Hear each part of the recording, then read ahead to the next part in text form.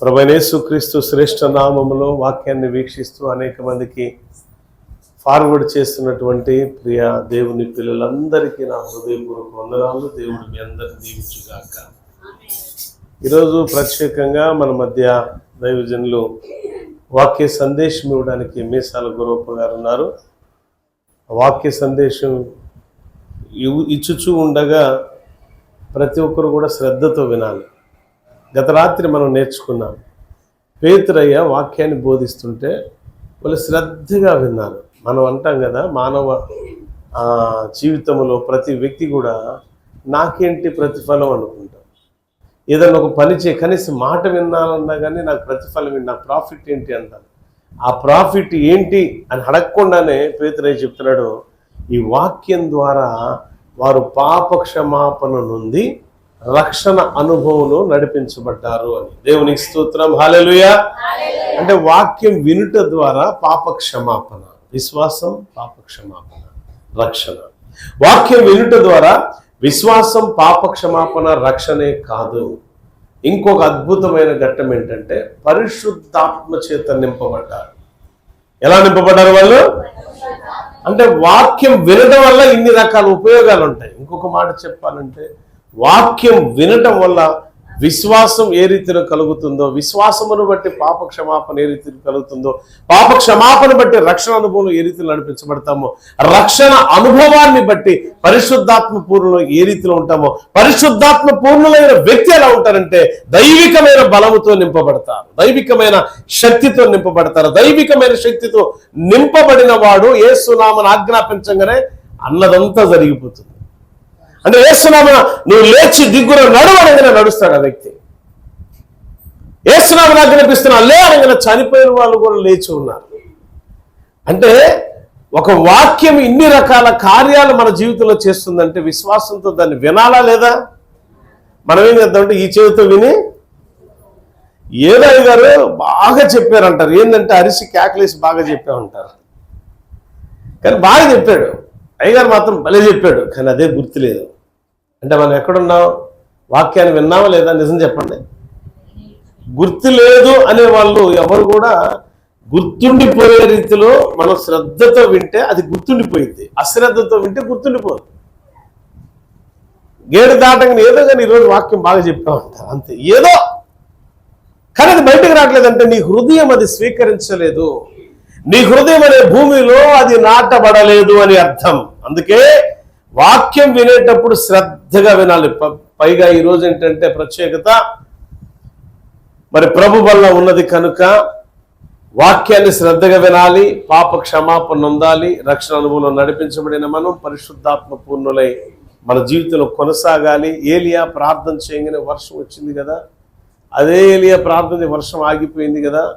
Elisha ప్రార్థన చేయగానే ఆ శత్రు సైన్యం బహుభయంకరమైన లక్షల మంది సైన్యాన్ని కూడా ఒక్క ప్రార్థన బలమే ఓడించింది. యెహోషాపాతు దినాల్లో ఒక ప్రార్థన బలం ఓడించింది. కారణం ఏంటంటే వారు వాక్యాన్ని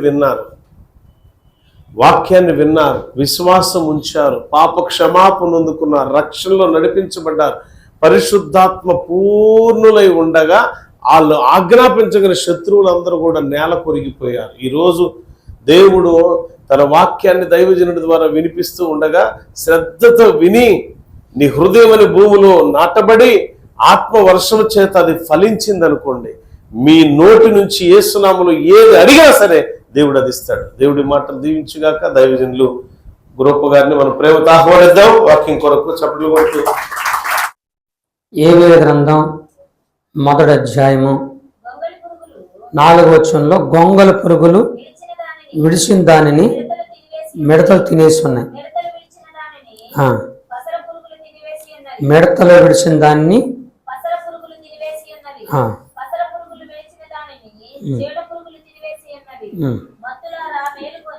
మత్తులారా మేలుకొని కన్నీరు విడువడి. చాలు చాలు చాలు చాలు. యోవేలు గ్రంథం అనేది చాలా శ్రేష్టమైనది. దీంట్లో కొన్ని మాటలు నేను ఒకసారి మా సంఘాల్లో ఈ యోవేలు గ్రంథాన్ని సంవత్సరం బోధించానమాట, అయినా తరగల. కాబట్టి నేను వేరే వాక్యం తీసుకుందాం అనుకున్నాను. ఎందుకో పరిశుద్ధాత్మ దేవుడు అక్కడ రాగానే ఈ మాటని దేవుడు మనకు బయలుపరిచాడు. ఏబిల గ్రంథం 1వ అధ్యాయంలో 4వ వచనంలో ఉన్న మాటల్లో అక్కడున్న విషయం ఏంటంటే, ఒక ఆయన ఎంతో కష్టపడి ఇష్టపడి ఖర్చు పెట్టి ఒక పొలం పండించాడు. ఆ పొలం అది ఏ పొలం కానీ, ఆ పొలంలో ఏమి వేసాడో తెలియదు కానీ ఆ పొలం చాలా చక్కగా పచ్చగా పండింది. పచ్చని పొలము అనండి, గట్టిగానండి. పచ్చని అత్త అనండి, పచ్చని అత్త అనండి. పచ్చని కోడలు, పచ్చని భర్త, పచ్చని సంఘం, పచ్చగా ఉందన్నమాట. చక్కగా ఉంది ఆ పొలమంతా కూడా. ఆ వ్యవసాయం చాలా కష్టపడ్డాడు, చాలా డబ్బు ఖర్చు పెట్టాడు, చాలా చక్కగా ఉన్నది. ఇలా ఉండగా ఆ పచ్చని పొలంలోకి కొన్ని పురుగులు వచ్చినాయి అంటున్నాను. ఫస్ట్ ఏమొచ్చింది? గొంగళ పురుగులు వచ్చినాయి. గొంగళ పురుగులు వచ్చి ఆ పచ్చని పొలంలోకి వెళ్ళిపోయి అవి తిని తిని తిని వదిలేసినాయి. దాని తర్వాత ఏమొచ్చింది? మిడతలు వచ్చినాయి, అవి తిని అవి వదిలేసినాయి. ఇంకోటి ఏమొచ్చింది? పసరి పురుగులు వచ్చి పొలంలో ఉన్న పచ్చదనం అంతా తీసేసి ఇంకొక రంగులోకి మంచి అయిపడిపోయింది. ఇక చివరగా ఆ పచ్చని పొలానికి పట్టింది చీడ పురుగు అనండి. పచ్చని పొలానికి చీడ పురుగులు, పచ్చని కుటుంబాలకి, పచ్చని సంఘాలకి, పచ్చని జీవితాలకి చీడ పురుగులు చేస్తున్నాయంట. ఎలా వస్తున్నాయో తెలియదు. అవి రావడానికి మెయిన్ కారణం అంటే కాపుదల లేక, ముఖ్యంగా ప్రార్థన లేక, ప్రార్థన ఆత్మ లేక వెంటనే వచ్చేసి పచ్చదనం అంతా తీసేసి కుటుంబాలు చల్లచెదిరైపోయింది, పచ్చని జీవితాలు అయిపోయిన తర్వాత దీని ముందు ఏంటంటే 5వ వచనంలో మంచి మాట, మత్తులారా మేలుకొని, మత్తులమై ఉన్నారు కాబట్టి, ప్రార్థనాత్మ కోల్పోయింది కాబట్టి వెంటనే ఈ పచ్చని జీవితంలోకి ఈ పురుగులన్నీ వచ్చేసి పచ్చని జీవితాన్ని పాడు చేసేసింది, తినేసింది. దానివల్ల కుటుంబాలు పాడైపోయినాయి, సంఘాలు పాడైపోయినాయి, ఆత్మీయ జీవితాలు కూడా పాడైపోయాయి. దీని గురించి ఒక చక్కని మాట చూడన్నాను. 15 చూద్దాం. 15 వచ్చిన 12 వచ్చిన. ద్రాక్ష చెట్లు చెడిపోయాను, అంజూరపు చెట్లు వాడిపోయెను, దానిమ్మ చెట్లు, ఈత చెట్లను, జలదర చెట్లను, తోట చెట్లన్నీయు వాడిపోయినవి, నరులకు సంతోషమేమీ లేకపోయెను. ఇప్పుడు ఈ పచ్చని పొలంలోకి ఈ చీడ పురుగులు వచ్చి పట్టగానే ఆ పొలమంతా, కష్టపడిన పొలం అంతా పాడైపోయింది. పాడైన తర్వాత నరులకు సంతోషం ఉంటుందా? చెప్పండి నాన్న, కొన్ని నోడుతో చెప్పండి అమ్మ. కష్టపడి ఇష్టపడి ఎంతో డబ్బు ఖర్చు పెట్టి నా పొలం పామని ఎంత కష్టపడ్డాడు ఆ వ్యవసాయదారుడు, ఎంత ఇష్టపడి పండించుకున్నాడు ఆ పొలాన్ని. ఆ పొలము ఇప్పుడు వేపుగా ఉన్న పొలం పాడైపోయేసరికి అతనికి సంతోషం లేదు. ఈ రోజున మనుషుల జీవితాల్లో, కుటుంబాల్లో చాలామందికి కుటుంబాల్లో సంతోషం లేదు. చెప్పండి, కుటుంబాల్లో, అత్త కోడల్లో, భార్య భర్తల్లో, బంధువుల్లో, ఆఖరికి సంఘంలో కూడా సంతోషము లేని కుటుంబాలన్నీ యేసే దగ్గరికి వస్తే సంతోషం ఇస్తాడు. దేవుని స్తోత్రం. గట్టిగా చెప్పండి. పచ్చని అత్త అనండమ్మా. అత్తకి పట్టింది, మీరు గట్టిగా చేయడానండి. అత్తకి పట్టింది, కోళ్ళకి పట్టింది, ఇలా చెప్పుకోవాలంటే అన్ని పట్టేసినాయి. లాస్ట్గా మాట చేయడమాట. మీకు ఒక మాట చెప్తాను. ఈ గోడ బాగుంది, చాలా బాగుంది గోడ. కానీ గోడలు బాగుంటే కానీ సెదలో చీడ అనేది కంటికి కనపడదు. కనపడకుండానే లోన్లోని తినేసిద్ది అనమాట. మనకు తెలియకుండానే మనం పైకి బాగానే ఉన్నాం, అందరూ బాగా సోబరపని అనుకుంటాం. కానీ లోపలే ఆ చీడ బయలుదేరి తినేస్తూ ఉంటుంది.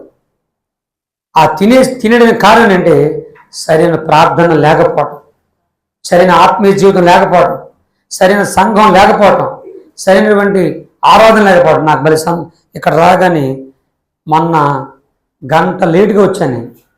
అలా కాదు, ముందు వద్దామని చెప్పి ఈ రోజున మా అల్లుడు కూతుర్లు పిల్లలు గుడివాడ అర్జెంటుగా పని వెళ్ళిపోయారు. వెంటనే పాస్టర్ని బయలుదేరి ట్రాఫిక్లు చిక్కుకోకుండా పరిగెత్తుకొచ్చేసి 1 గంట ముందు వచ్చేసి మోకరించి ప్రార్థన చేసుకున్నాం. నాకు రాత్రి ఒక విషయం తెలిసింది. ఈరోజు రాత్రి ఆల్ నైట్ ప్రార్థన. ఏం ప్రార్థన? సంపూర్ణ రాత్రి ప్రార్థన మీరు ఉన్నారు, మేము లేము. అందుకని కాసేపు మీరు కాస్త రాత్రి అంతా అలసిపోయారు కాబట్టి, కాస్త శరీరం అంతా బలహీనం కాబట్టి శరీరానికి రెస్ట్ ఇచ్చి మీరు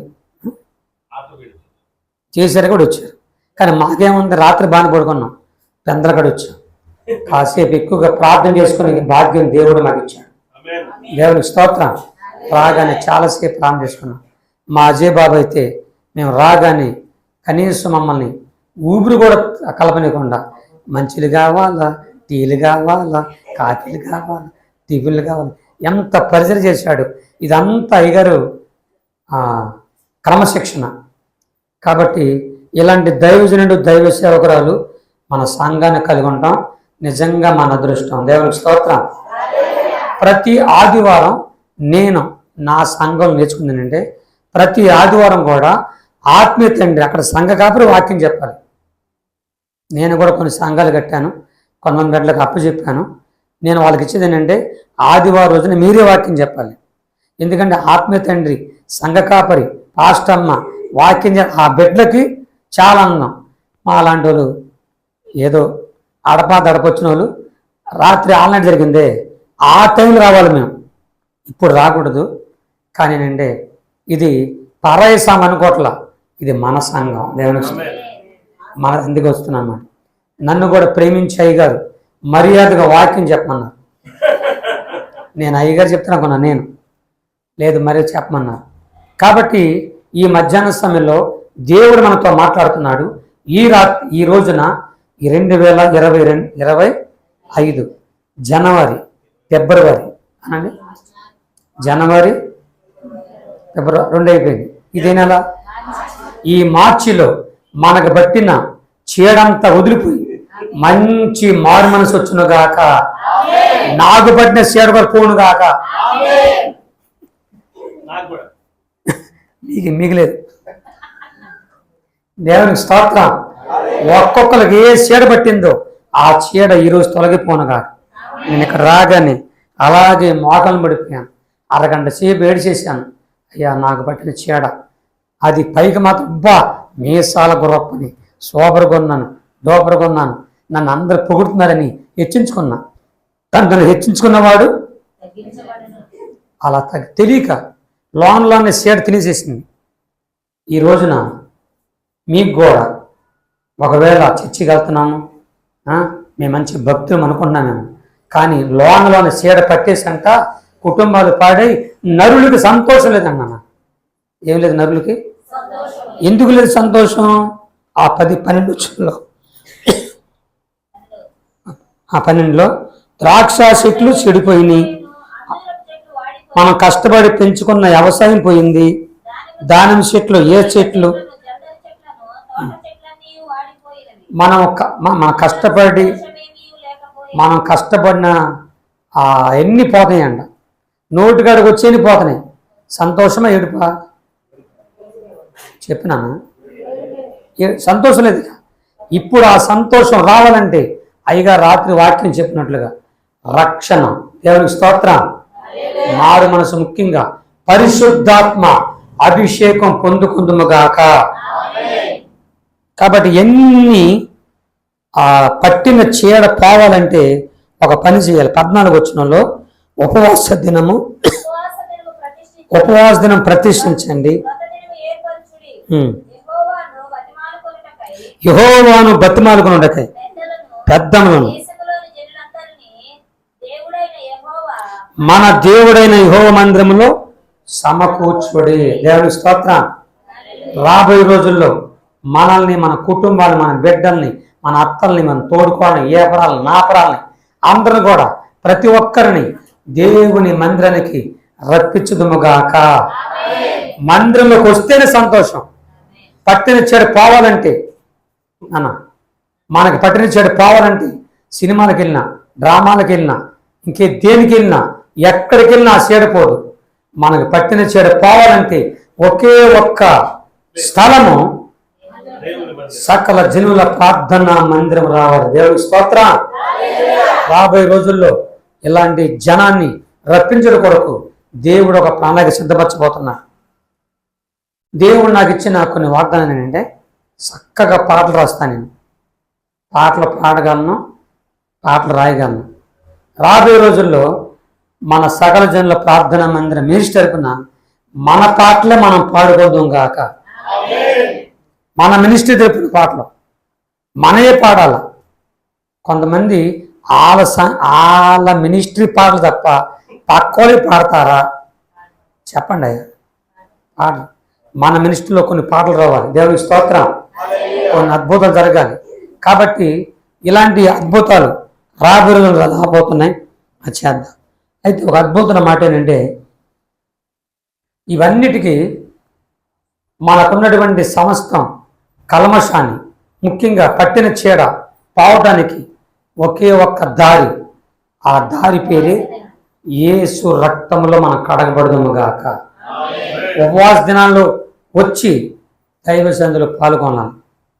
నేను పోయిన వారం చెప్పినట్టున్నాను, ఉపవాస ప్రార్థనలు చేయాలని ఆశపడుతున్నాను. మరి అయ్యగారు, అమ్మగారు నిర్ణయిస్తారు. ఆ నిర్ణయం ప్రకారంగా మనం ముందుకు వెళ్దాం. ఇప్పుడు ఒక అద్భుతమైన మాట.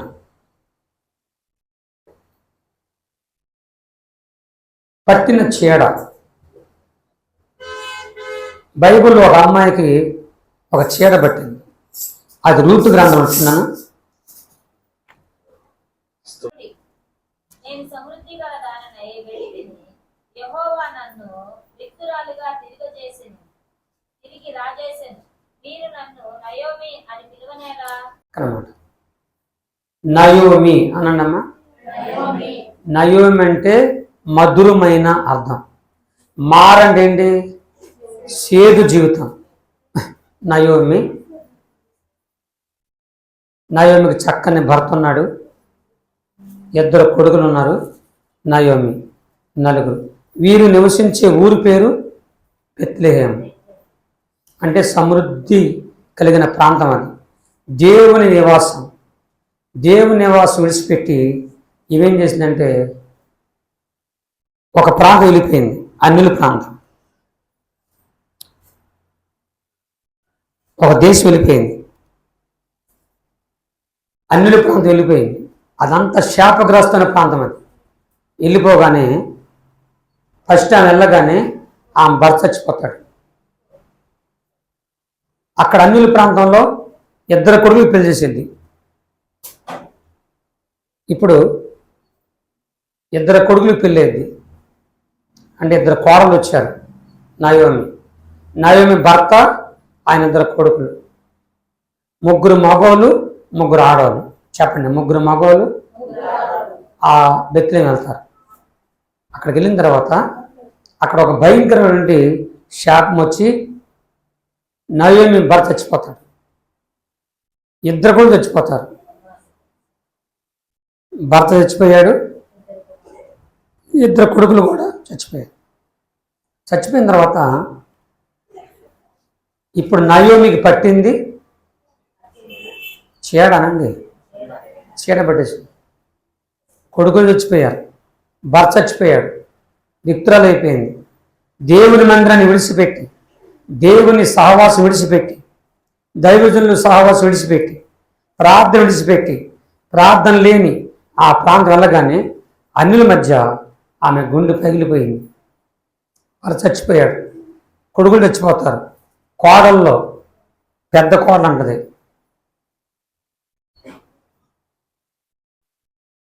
మీ అందరికి నమస్కారం, అత్తగారికి నమస్కారం.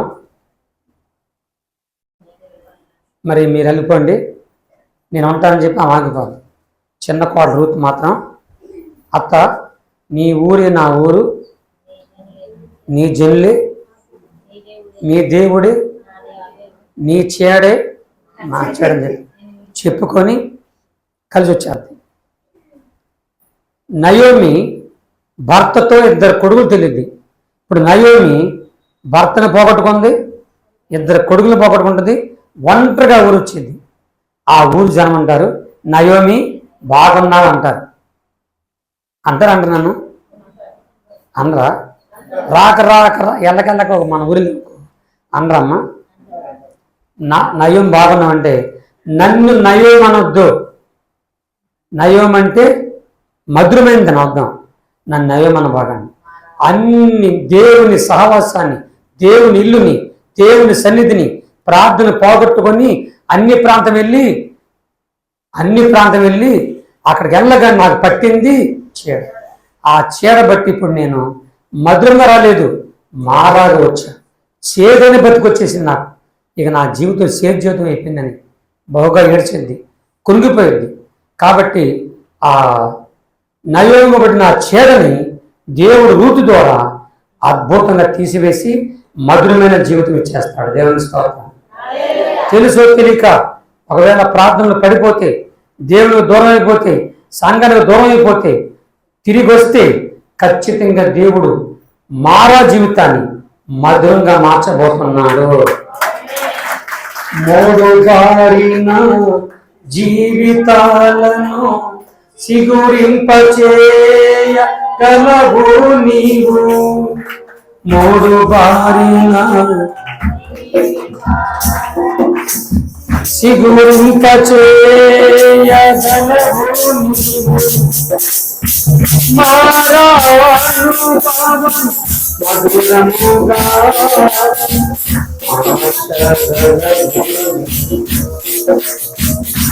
మధురముగా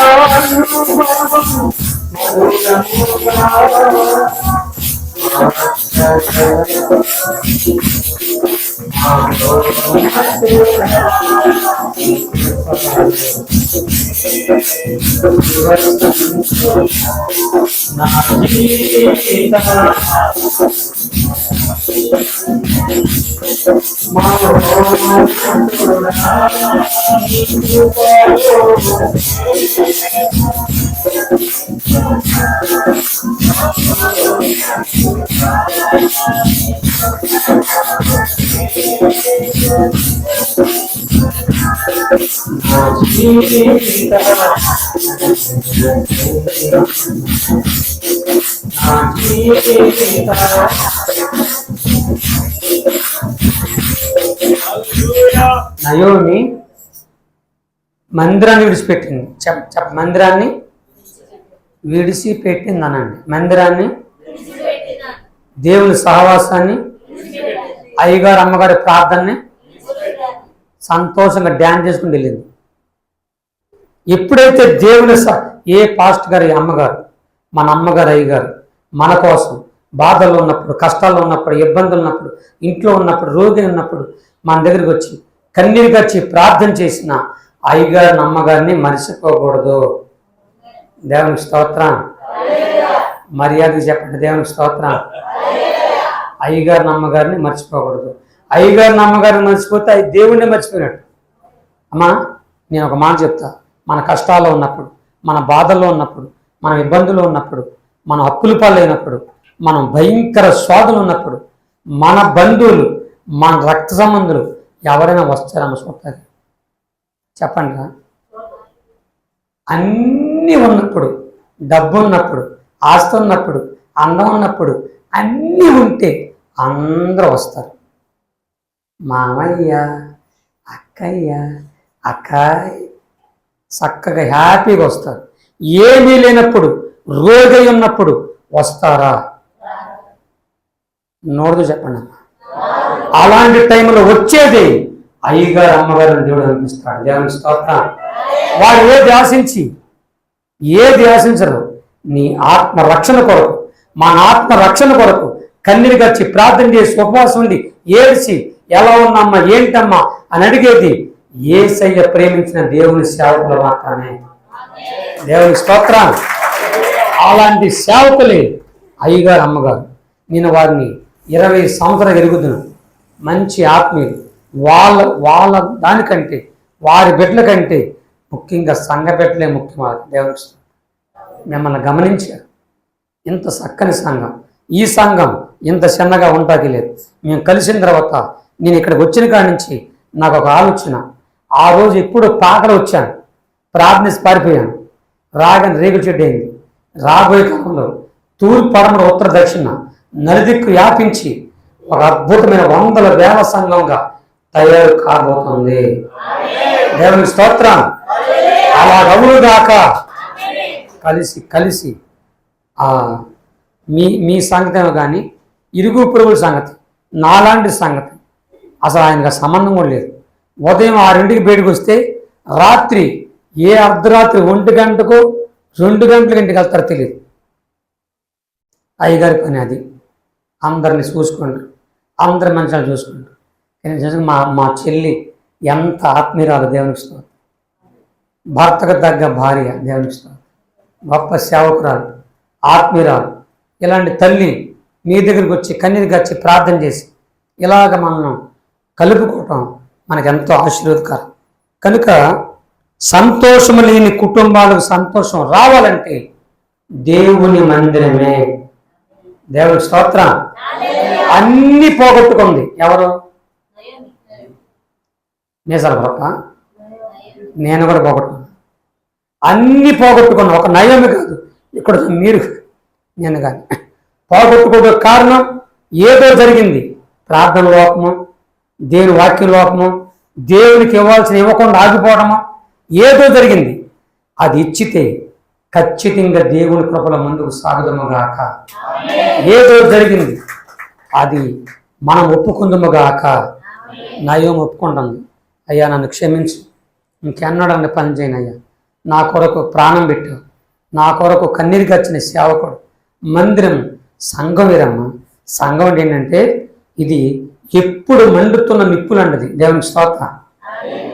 పొయ్యిలో కట్టెలు పెడుతున్నాం అమ్మ కాలిద్దలేదా? ఒకటి నేను దాంట్లో ఉండను, నేను ఆ నిప్పుల్లో ఉండను అని కట్టి పక్క వచ్చేసింది అనుకో, అది కాలిద్దా ఆరిపోద్దా? మనం ఆరిపోయేలా ఉండాలా అయితే మండే వల్ల ఉండాలా? ఈ సంఘం మండే సంఘంలో ఉండును గాక. చెప్పుకుంది, ఒప్పుకుంది. దేవుడు కనికరించాడు. ఆశ్చర్యకరంగా రూతుని దేవుడు మోడుబారిన రూతు జీవితాన్ని దేవుడు శిఖరింపజేసేసాడు. దేవుని స్తోత్రం. ఆశీర్వదించాడు. దేవుని బిడ్డలారా, నేను కూడా మీరు కూడా ఒకలా తప్పైనా మనం ఒప్పుకుందాం. మాట ద్వారా, చూపు ద్వారా, నడక ద్వారా, మన ప్రవర్తన ద్వారా ఏదన్నా ప్రభుకి వ్యతిరేకంగా జీవిస్తే యేసునామమున ఈ రోజుని అది మనలో తొలగిపోనుగాక. ప్రభు బలంలో పాల్గొనబోతున్న మనకు మనం పరీక్షించుకుందాము గాక. ఒకసారి ఒక వాక్యం చూడన్నా. 1 కొరింథీ 11వ అధ్యాయము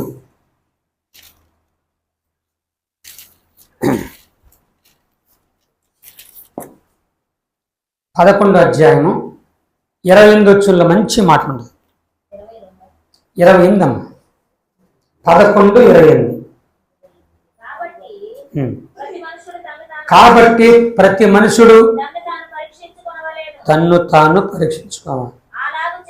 చాలు నాతో చెప్పండి అందరూ.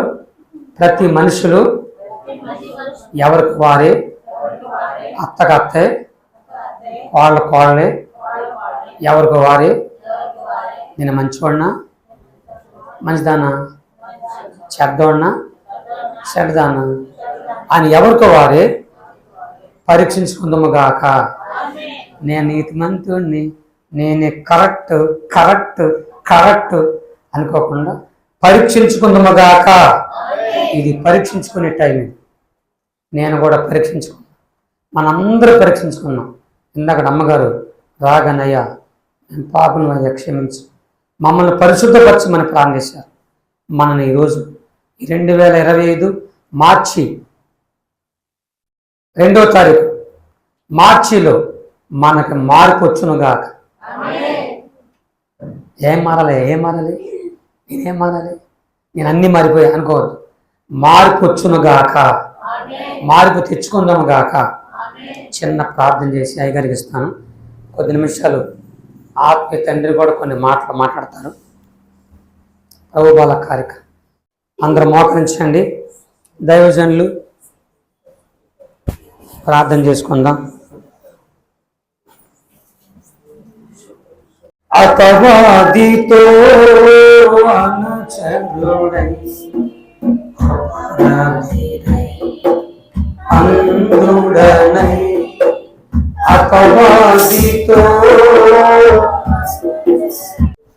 గురప్ప గారికి నా హృదయపూర్వక వందనాలు. సాక్ష్యం చెప్పినందుకు కూడా, అదేవిధంగా మీలో అనేక మంది సాక్షులు నిలబడ్డారు. దేవుడు నిజంగా ఈ సకల జనుల ప్రార్థనా మందిరంలో దేవుడిచ్చిన వాగ్దానం ఏంటంటే, ఈ స్థలమందు చేయు ప్రార్థన నేను ఆలకించింది. అందుకే మన మందిరం మీద అదే ఉండేది వాక్యం. ఇక్కడ చేసే ప్రతి ప్రార్థన విజ్ఞాపన దేవుడు ఆలకిస్తున్నాడు. బిడ్లారా, చీడ పురుగు వచ్చి మొత్తం తినేసింది అంటే తన జీవితమే లేకుండా పోయింది, తన బ్రతికే లేకుండా పోయింది. కానీ మరలా బ్రతికించబడాలా, మరలా చిగురించబడాలా, మరలా పుష్పించబడాలా, మరలా ఫలింప చేయబడాలంటే యెరూషలేముకు వెళ్ళాలి అనుకుంది. నయోమి అడుగులు వేసింది. ఆశీర్వాదకరమైన స్థలములోనికి, దేవుని సన్నిధికి ఎవరైతే అడుగులు వేస్తారో తమ తప్పులు తాము తెలుసుకొని దేవుడు ఖచ్చితంగా వారిని బ్లెస్ చేస్తాడు. మంచి శుభ సందేశం మనం విన్న వాక్యాన్ని మా హృదయంలో పదిలపరచుకోవాలి. ఏం చెప్పారు ఆ వాక్యం అంటే, ఏదో చెప్పాడు కదా, బాగా చెప్పాడనే పదాలు వాడబాకండి. ఏమీ చెప్పలా. చెడిపోతున్న నీ జీవితం బాగుపడాలంటే దేవుని దగ్గర రమ్మని చెప్పాడు. చీడ పురుగులమయమైపోయిన నీ యొక్క కుటుంబం చిగురించబడాలి, పుష్పించబడాలి, ఫలించాలంటే దేవుని సన్నిధికి రమ్మని చెప్తున్నాడు. ఆ విధంగా మనం ముందుకు వెళ్దాం.